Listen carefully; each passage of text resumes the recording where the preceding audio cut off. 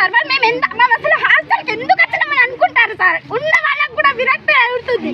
ఇప్పుడు వాటర్ ఎన్ని రోజుల నుంచి అంటే వాటర్ కంటిన్యూ ఉందా? ఏమన్నా అడగడానికి వెళ్తే టెక్స్ట్ బుక్లు పట్టుకొని కిందికి రమ్మంటున్నారు సార్. మాకు ప్రతిగా మొత్తం స్టడీనే అంటున్నారు. స్పోర్ట్స్ కు సంబంధించిన ఏమన్నా ఉన్నాయా? మొన్న ఫేర్వెల్ గురించి వెళ్తేనే టెక్స్ట్ బుక్లు పట్టుకొని కిందికి రమ్మన్నారు. విత్ ఇన్ 4 క్వశ్చన్స్ ఇస్తారు సార్.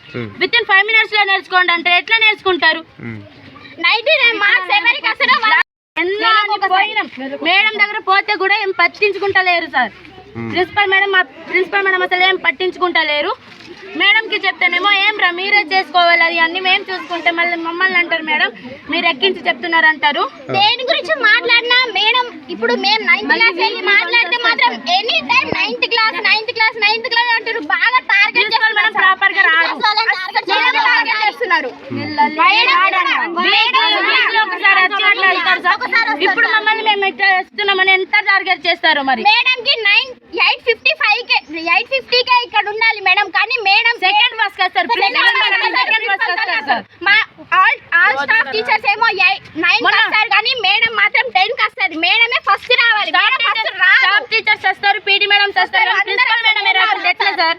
ఆ మేడం ముందుండి ప్రేయర్ చెప్పాలి, ఏం చెప్పాలి కానీ ప్రేయర్ ఫోటో మాత్రం పెట్టాలంటది. ఏ మేడం ఉండి పెడతారు సార్? ప్రిన్సిపల్ మేడం లేదు, ఎవ్వరు లేరు.